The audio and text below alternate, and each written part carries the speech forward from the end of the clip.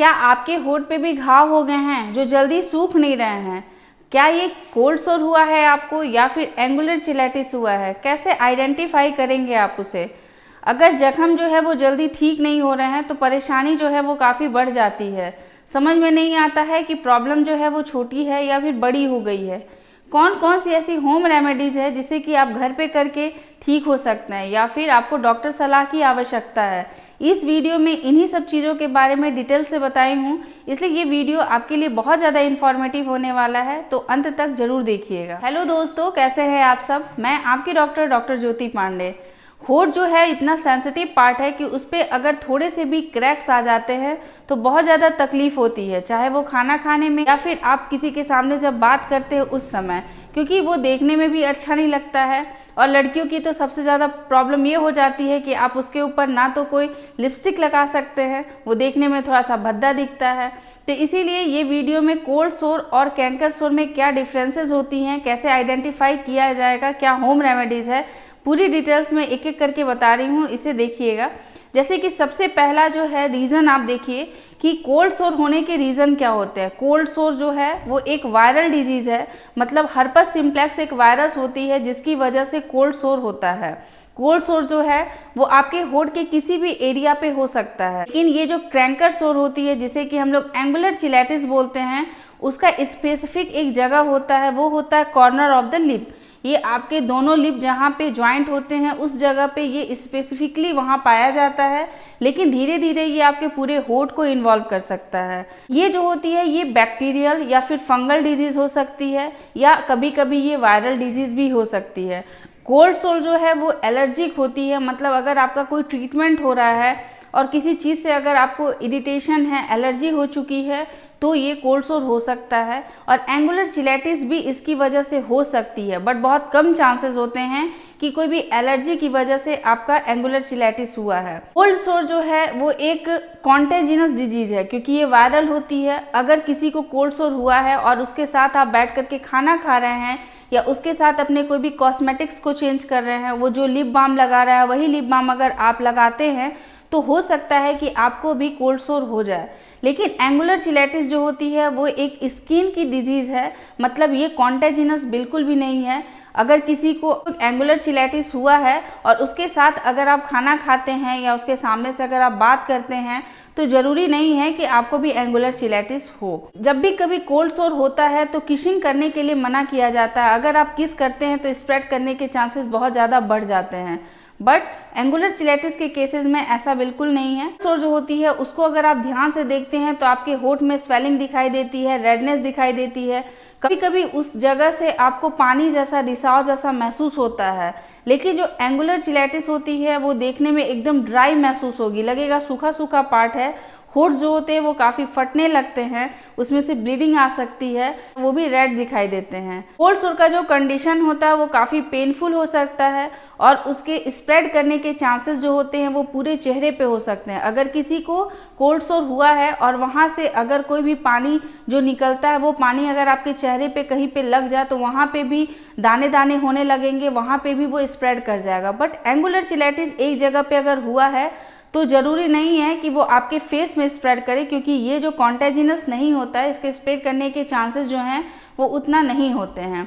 Cold सोर जो होती है उसके ऐसे तो ट्रीटमेंट की आवश्यकता नहीं होती है, लेकिन इसमें सिम्टोमेटिक ट्रीटमेंट किया जाता है। जैसे कि अगर दर्द है तो दर्द के लिए दवाई दी जाएगी, अगर आपको ब्लीडिंग हो रही है तो उसको कम करने के लिए दवाई दी जाएगी। इस तरीके से इसके सिम्टोमेटिक ट्रीटमेंट जो है वो किए जाते हैं, क्योंकि ये एक वायरल डिजीज़ है।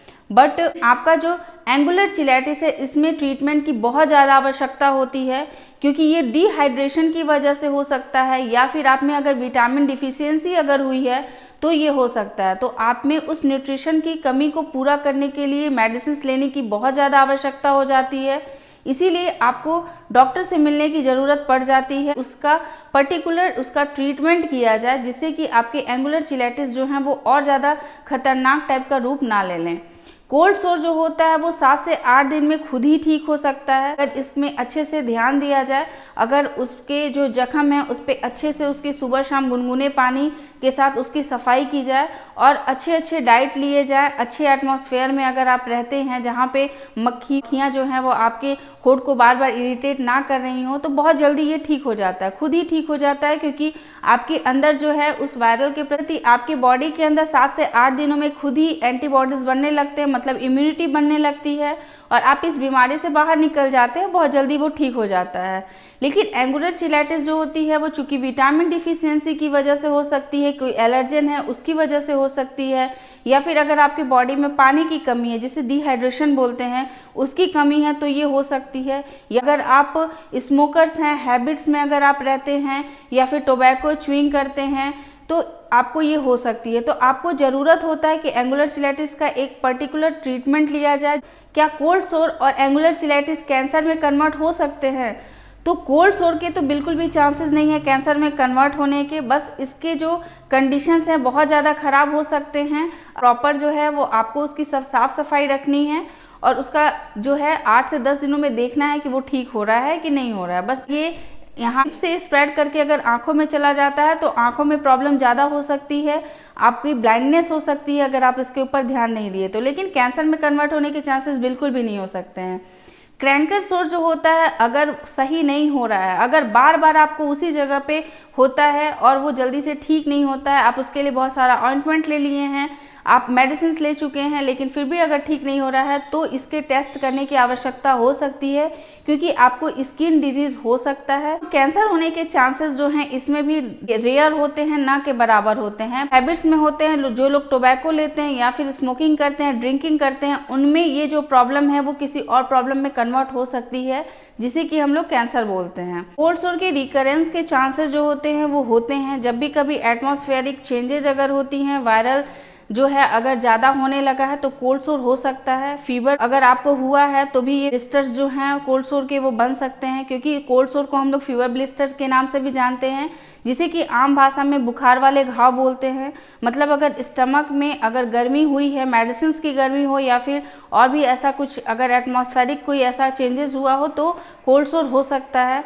एंगुलर चिलाइटिस जो होती है उसके भी रिकरेंस के चांसेस होते हैं अगर आप अपना प्रॉपर डाइट नहीं लेते हैं, अगर आप में विटामिन प्रोटीन की डिफिशियंसी रहती है या फिर आप बहुत ही ज़्यादा कम पानी पीते हैं। तो इसीलिए अगर आप कम पानी पीते हैं तो कोशिश कीजिए कि दिन में 3 से 4 लीटर का पानी जो है वो आपको ज़रूरी ही है, ताकि बॉडी में डिहाइड्रेशन ना हो। आप अपने लिप को बार बार लीकिंग करते हैं, मतलब बार बार होठ जो है उसके ऊपर जीभ को चलाते रहते हैं, होठ जो है उसकी वजह से बहुत ज़्यादा ड्राई हो जाता है, इसको सही नहीं करते हैं, अपने लाइफ स्टाइल को सही नहीं करते हैं, तो एंगुलर चिलाइटिस जो है वो बार बार हो सकती है आप में। अब कुछ होम रेमेडीज जो हैं जो कि क्रैंकर सोर और कोल्ड सोर दोनों पे ही काम करते हैं। आप दोनों ही घाव में एलोवेरा जेल का उपयोग कर सकते हैं, जिससे कि घाव के ऊपर एक सूदनिंग सा इफेक्ट देगा और वो उसको ड्राई नहीं होने देगा, जिससे कि कोल्ड सोर जो है उसके ब्लिस्टर्स जो हैं वो नहीं फूटेंगे और वो जल्दी जल्दी खुद से सूखने की कोशिश करेंगे।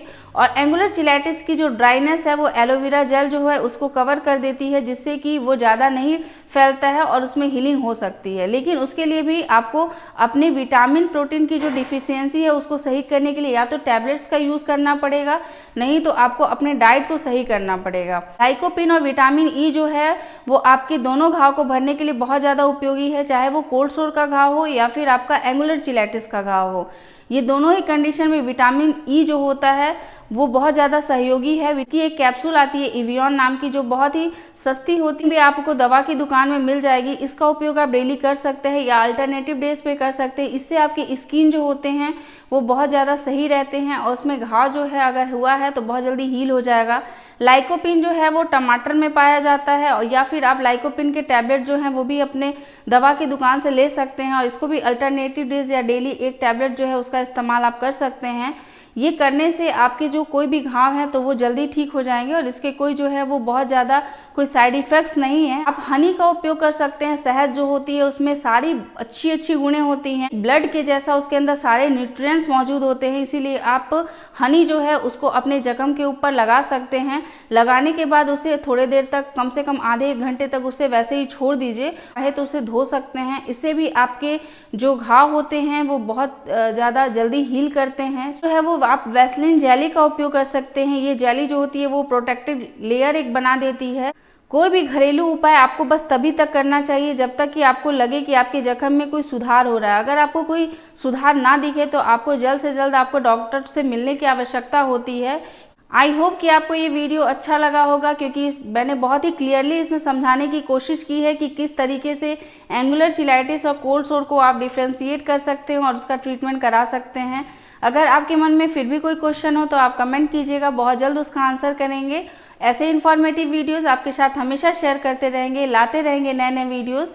तब तक के लिए ख्याल रखिएगा, अपने आसपास के लोग का ध्यान रखिएगा। Take care, bye bye.